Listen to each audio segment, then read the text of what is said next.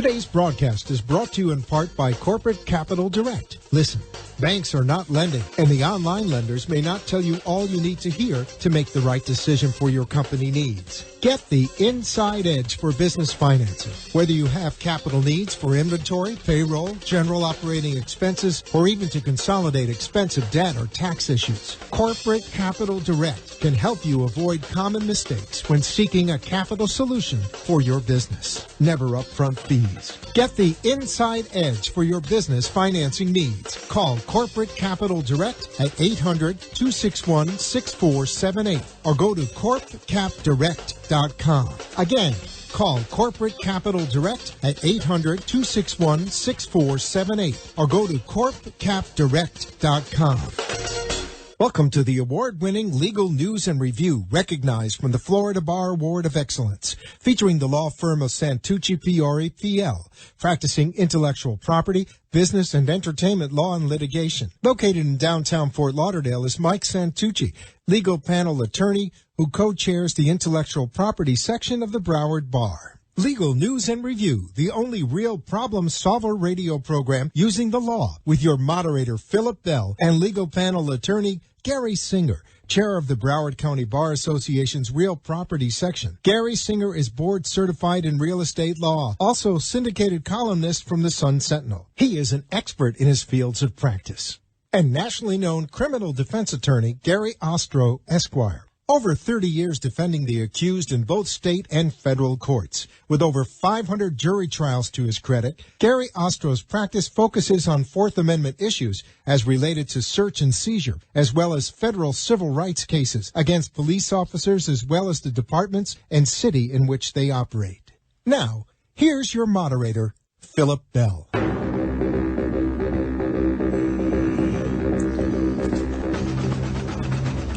On the docket for today's broadcast, Tiger Woods, the former #1 golfer in the whole world, was arrested last Monday near his home in Jupiter Island, Florida, for driving under the influence, but his alcohol breath test was 0.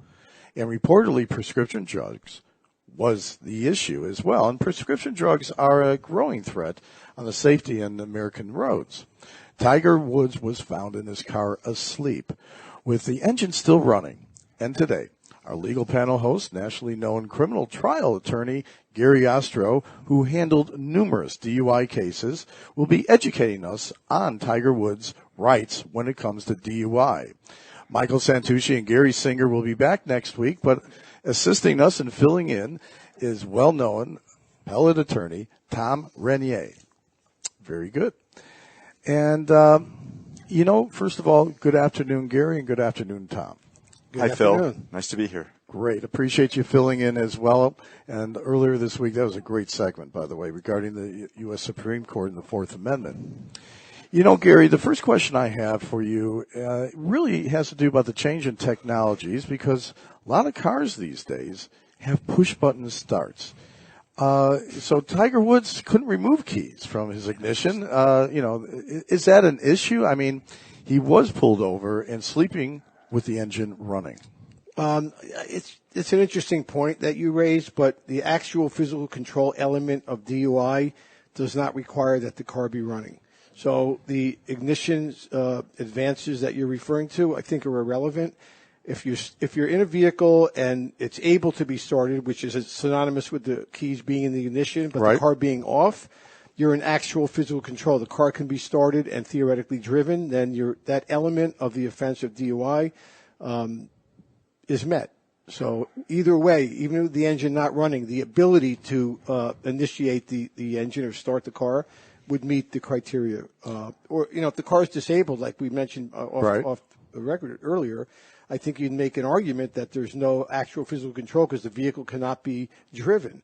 That's a different story. That's an interesting point, because I did not see that or hear that, and I saw the video of the sobriety test. I mean, I really, I was a big fan of his. I still am.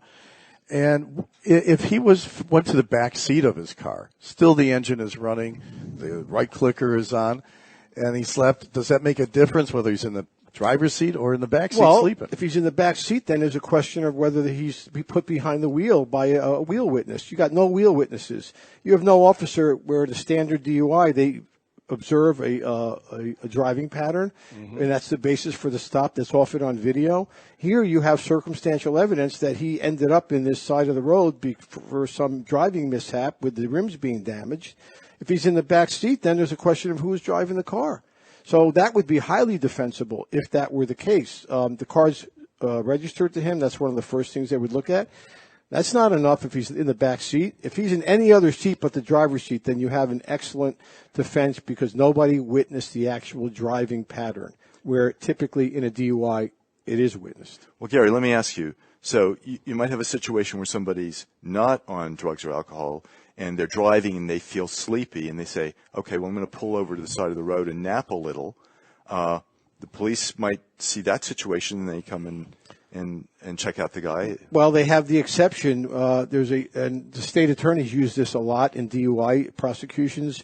It's a safety check exception, where there might be a Fourth Amendment issue where the officer had no basis to come over and effectuate maybe a seizure where the driver's not free to leave, and it's a consensual encounter, and I'm putting that in quotes. There's an argument that the state makes, there's case law to support it, that it's a safety check. Well, I thought the guy might be sick because the way he was driving, for example, failure to maintain a single lane, the statute says that's a basis that's an infraction. You make a stop. But the case law says there must be other traffic affected for you to make a stop that'll withstand scrutiny. So a lot of officers will throw in, based on their training and maybe coaching, and I'm not saying all of them, some maybe, from coaching from an assistant state attorney, that I'll ask them on direct examination, well, were there other vehicles that were affected by this erratic driving pattern? And that's the tip, and I'm not saying they're all going to perjure themselves, but if they didn't think of it before, and maybe it did happen, I'm not implying it didn't, too much. But if it didn't, in any event, the officer's going to say, oh, yeah, well, I had to take evasive action. Or there was a car that went by, and then I'll cross him and I'll say, what color was that vehicle? How come, was it a Chrysler? Was it a Dodge? Was it a Ford? And how come there's nothing in your report about any other vehicle that you wrote within an hour of that encounter? There's nothing in your sworn police report. So you can have fun with it, but, a lot of judges are satisfied when an officer says, yeah, other vehicles were affected. So I don't remember what the original question was, but something about Tiger Woods. Something about him. Tiger Woods. The DUI of the Tiger. The DUI of the Tiger. Yeah, the DUI of the Tiger. Yes. I like that. But when it comes to reports in the news, sometimes they are not as accurate. And I did not know that his car, I guess, had the rear tires were bent. The two left side tires were deflated and the rims were damaged, which would lead to another argument where you can argue the car was disabled, to the point where it wasn't operational, and therefore he wasn't in actual physical control. And I would clearly, among other defenses, I would assert that as well. In addition, the damaging side of that is, the guy was driving on his rims because the rims were damaged, and he was allegedly all over the road and didn't know where he was. He was clearly out of it. The impairment issue is a slam dunk. The question is actual physical control. I think they have that. Impairment, let's give them that. What they're missing is how the state's going to prove what actual controlled substance or otherwise impaired him. Too many people think, oh, well, if he was on a valid prescription, a legal prescription, they can't charge him. False. It's not the point. That's a question of illegal possession if he has an illegal prescription. But you can be impaired by a legal prescription of narcotics. Here's what I think is going to happen, and I didn't raise this in all fairness, and to be honest, when I had my other segment on Defoe's show. He's setting himself up for involuntary intoxication defense.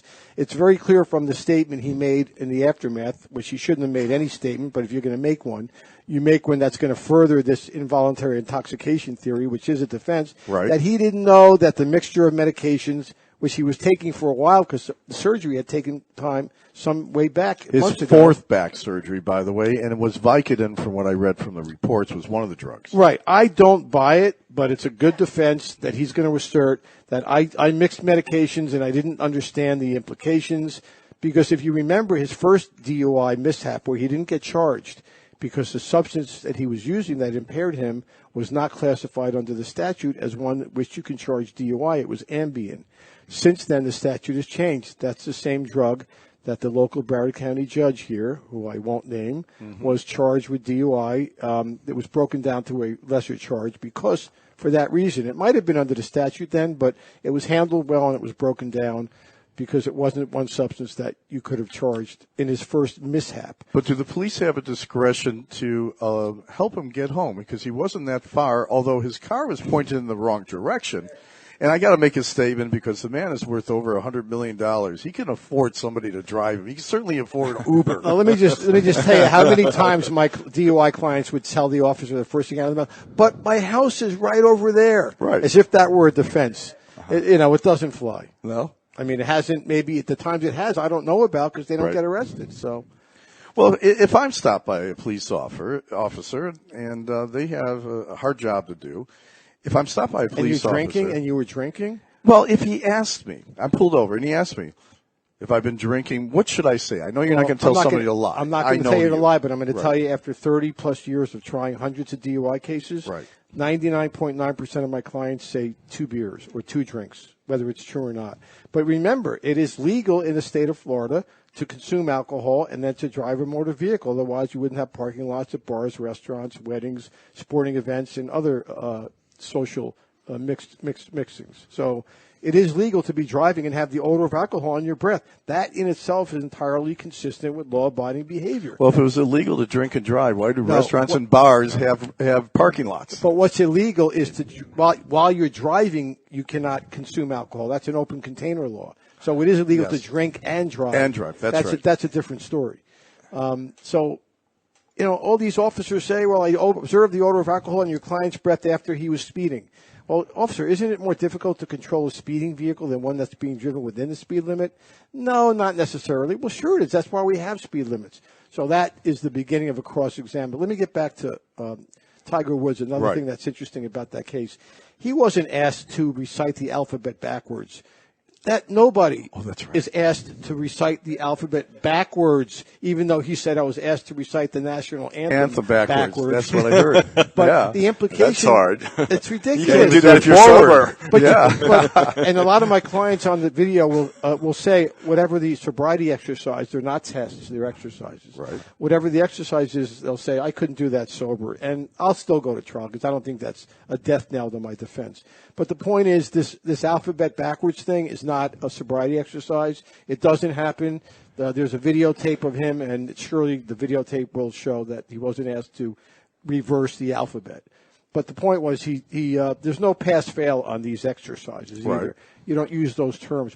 It's do you perform to the officer's subjective And you're not supposed to say test, because I've actually gotten a case reversed where they kept saying it was a test at trial, and the defense they're exercises. Yes, they're not tests. And so yes, I've always have heard it referred to as tests improperly.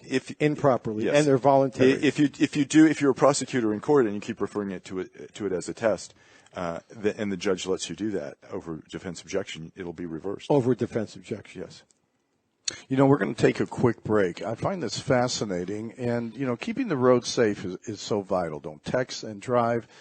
But legal marijuana, prescription marijuana, is in the news, of course. It's now a prescribed drug down here. They're going to have dispensaries. Matter of fact, one is opening up in Boca Raton as well.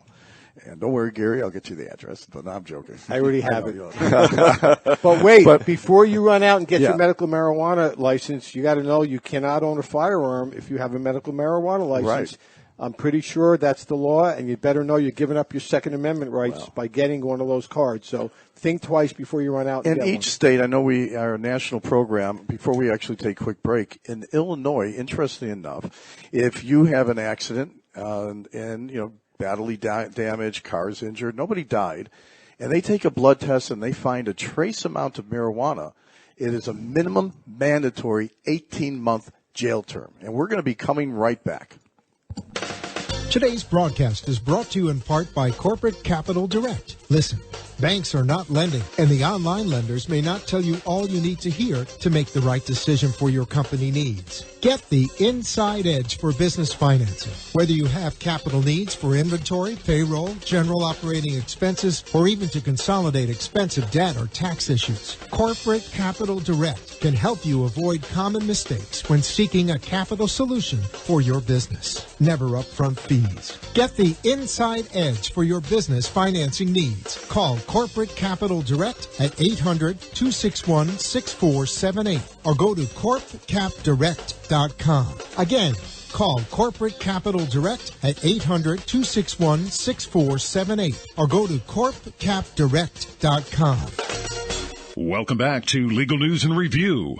Recipient of the Award of Excellence from the Florida Bar, featuring Michael Santucci of the law firm Santucci Priori, practicing intellectual property, business, and entertainment law and litigation, located in downtown Fort Lauderdale. Reach them at 500law.com or 954-351-7474. To contact the legal panel hosts and guests, go online to BeLegalBuzz.com. Once again, here's your moderator, Philip Bell.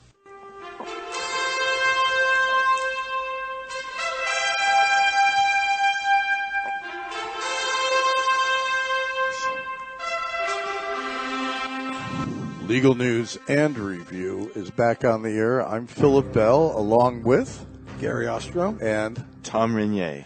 And we're talking about Tiger Woods' issue. I guess it's not really DUI, or is it DUI? It is DUI. It is DUI. The question is driving under the influence of what, but it's no less a DUI than alcohol would be. Well, what should I do if I'm asked to take a field sobriety test? Although it's not called a test, is it? No, it's not. In fact, you can't legally refer to it as a test, and a sharp defense lawyer will object, and a good judge will sustain that objection. But I'll tell you about a case I had with a very savvy client who was driving, impaired or not, I don't know, but he got stopped legally, got out of the car, says, I'm not doing anything, put his hands behind his back because he knew he was getting arrested. He refused the double refusal, we call it. Refusal roadside, refused the breath, blood, or urine, put his hands behind his back, got arrested. We tried it. The verdict was about 3 minutes, long enough to elect a foreperson.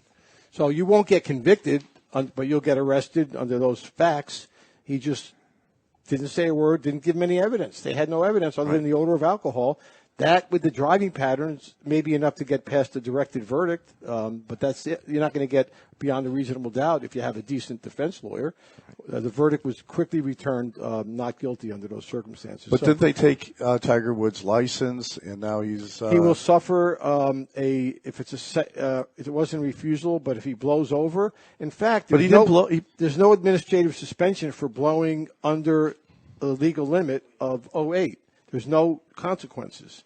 So he will not suffer an administrative suspension pending any suspensions that may result from a conviction. So the 10-day rule does not apply? Doesn't apply. Good question. Doesn't apply because you blew zeros under an 08.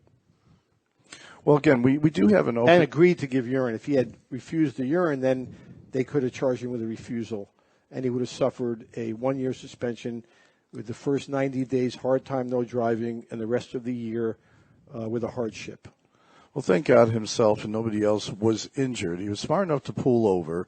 I don't think he pulled over deliberately. Well, I think he ended up on the side of the road. Just ended up there with his foot on the brake with the car running with the signal on. Right. It was nothing deliberate about it. So it's just a freak thing.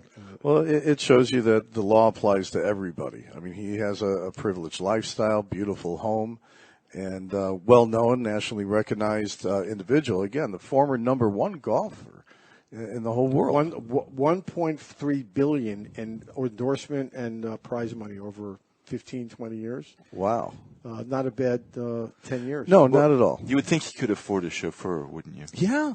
You know what? This is the second time something like this happened, but the last time he had that blowout with his wife and was running from the home, which we would all do. So that was more of a spontaneous thing. He shouldn't be nobody should put themselves in these circumstances. But not one size fits all. Some people are guilty and they'll plead guilty and then they will get whatever the penalties are. That brings up another point I want to make. Palm Beach and Dade County, unlike Broward County, have diversion programs for first DUI offenders.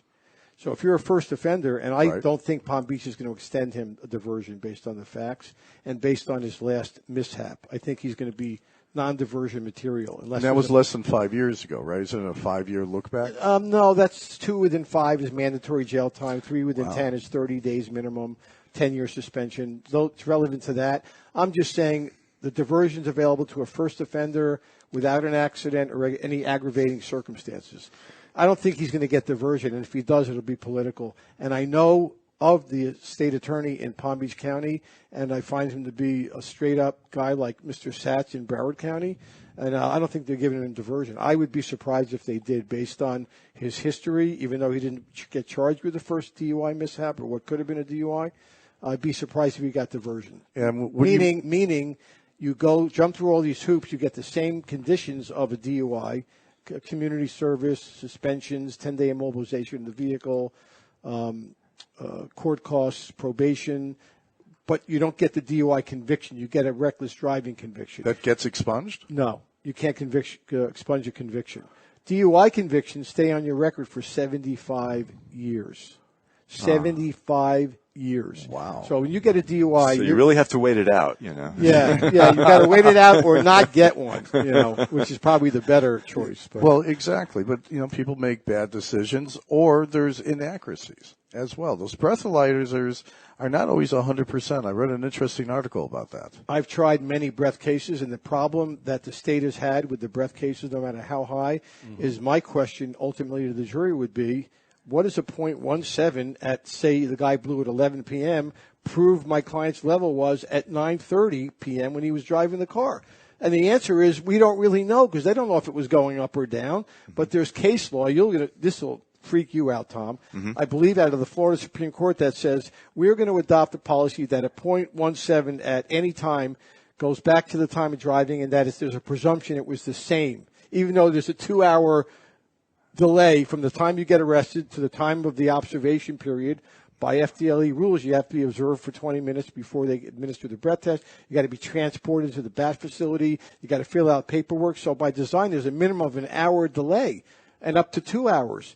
So Supreme Court, Florida says we're going to assume the reading is the same as when you were driving, which defies common sense. Defies science, I think. So what does it do? The state gets up there and argues that, and I'm looking at the jury, and I'm thinking, yeah, and in all due respect to the state, you have to assume that my client had the same reading 2 hours later, like looking at him, like it's so absurd. You have to look at these prosecutors are making that argument, which defies completely any and all common sense. Well, Gary, let me ask you too now. Let's see if I got this right, but couldn't it be that you have a couple of drinks, you're driving home, and the drinks have not gotten in your bloodstream yet? They're not impairing you yet. That is the argument I've made. And if I don't put my client on, they don't know the answer. So that is an open question, and because of the burden being such a high burden of proof beyond a reasonable doubt, I've had good experiences on high breath cases because of that, because they don't know the answer. And my client's not going to testify, and I do the voir dire thoroughly enough. We're not going to be prejudiced because my client didn't get up there and testify. But as a criminal attorney, is it always in the best interest of the client to plea bargain, or is it one of those depends? You can't plea bargain a DUI because you're going to get, if you plead to the DUI, you're going to get minimum mandatories with a mandatory conviction.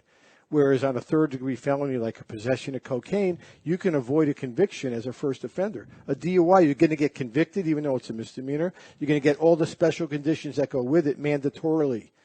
So even if somebody represents themselves on a DUI and pleads guilty on a first offense, they may get the same thing than if I hired a high-priced lawyer who pleads it out because it's the same result because they're mandatory penalties on a DUI with a mandatory conviction. Well, last week when this is being recorded, you were on the Miami Sports. Yes. Yes. And I guess this is a hot topic, and it's not going to go away. And as it progresses, we want you to, obviously, as a legal panel host, to keep us informed and report on what the follow-up is.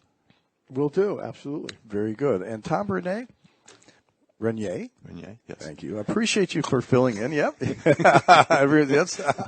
Someone's doing a shot at Nova School. Students that listen, I guess we developed a drinking game because of me mispronouncing names. Right. Can you be sued if one of them is in an accident because he gets drunk? Ram shop. Good point. Always That's a good thinking point. this guy. Yeah. You've been listening to Legal News and Review. I'm Philip Bell, the moderator, along with Gary Ostrow. and, of course, Tom Renier. and Tom. I appreciate you filling in for Gary Singer as well as Michael Santucci. Those are two big shoes to fill, and you did a great job. Thanks. And we look forward to seeing you next week. And as our tagline is, remember, put down the cell phone, don't text, and be legal. You've been listening to the award-winning Legal News and Review, recognized by the Florida Bar's Award of Excellence. Legal News and Review, featuring Michael Santucci from the law firm of Santucci Priori, located in downtown Fort Lauderdale, and practicing intellectual property, business, and entertainment law and litigation. They can be reached at 500law.com or at 954-351-7474. To contact the legal panel hosts and guests, go to BeLegalBuzz.com. And to reach Gary Singer, board-certified real estate and syndicated columnist, appearing in 400 media outlets, including the front page of the Money section every Monday in the Sun Sentinel, from the law firm of Gary M. Singer, PA, call 954-851-1448 for Legal News and Review. Remember, be legal.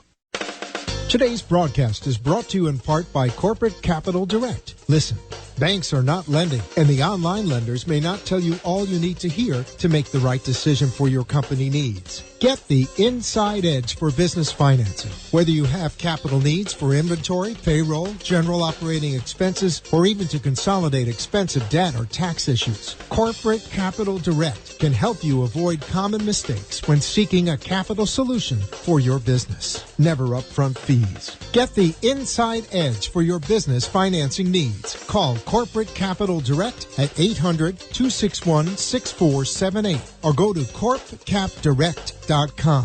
Again, call Corporate Capital Direct at 800-261-6478 or go to corpcapdirect.com.